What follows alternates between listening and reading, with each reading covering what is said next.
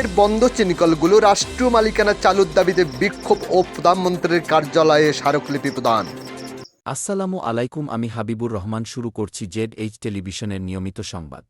দেশের বন্ধকৃত রাষ্ট্রায়ত্ত চিনিকলসমূহ আধুনিকায়নের মাধ্যমে রাষ্ট্রীয় মালিকানায় পুনরায় চালু করার দাবিতে রাষ্ট্রায়ত্ত চিনিকল রক্ষা সংগ্রাম জাতীয় কমিটির ৯ দফা বাস্তবায়নের দাবিতে বিক্ষোভ প্রদর্শন সহ গণপ্রজাতন্ত্রী বাংলাদেশ সরকারের মাননীয় প্রধানমন্ত্রী বরাবরে প্রধানমন্ত্রীর কার্যালয়ে স্মারকলিপি প্রদান করেছেন। বিক্ষোভ মিছিল শেষে বক্তব্য রাখেন জাতীয় সংগ্রাম কমিটির কামরুজ্জামান ফিরোজ, বদরুদ্দোজা, আলতাফ হোসেন, হাফিজুল ইসলাম, কাইয়ুম হোসেন, শামীম ইমাম সহ অন্যান্য নেতৃবৃন্দ। বক্তব্য শেষে চিনিকল রক্ষা জাতীয় সংগ্রাম কমিটি প্রধানমন্ত্রীর কার্যালয়ে স্মারকলিপি প্রদান করেন।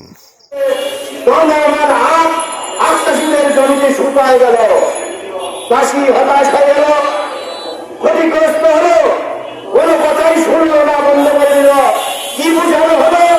বুঝানো হলো এগুলো আধুনিক করা হবে, এগুলো আধুনিক করে সংস্কার করা হবে। আজকে কত সাল হাসিনার পতন হলো, 4 বছর পর পতন হয়ে গেল, কিন্তু সংস্কার আর হলো না। আজকে সরকারের তাই করছে, তাহলে পার্থক্যটা কি? আজকে তারেক রহমান বলছে সবার হোক এবং আমরা তাদের অধিবাসী হয়ে যাই। আজকে কি সেটাই চাওয়া হচ্ছে? যেভাবে আজকে ডক্টর ইউনূস যে বাণিজ্য চুক্তি করে গেছে, একটি দালালি চুক্তির ফল কৃষক বহন করছে, এখন শুরু হয়ে গেছে। আমরা তার তীব্র নিন্দা জানাই এবং সরকারের এই গণনীতি সিদ্ধান্ত ৪৪টি রাষ্ট্রায়ত্ত সম্পদ, এদেশের ১৮ কোটি মানুষের এই সম্পদ, এই সম্পদকে প্রেস্টিজের ক্ষমতা এই সরকারকে দেওয়া হয় নাই। এই টাস্ক ফোর্স সেই রিপোর্ট তৈরি করেছিলাম, সেই রিপোর্ট শিল্প মন্ত্রণালয়ে, অর্থ মন্ত্রণালয়ে প্রধান উপদেষ্টার কার্যালয়ে গিয়েছিল।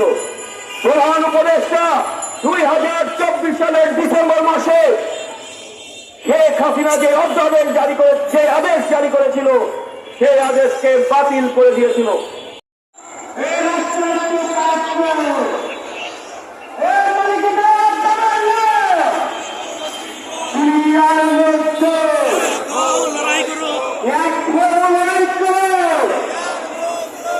ঢাকা থেকে কামরুজ্জামান লাবুর তথ্যচিত্রে নিউজ ডেস্ক, ZH টেলিভিশন।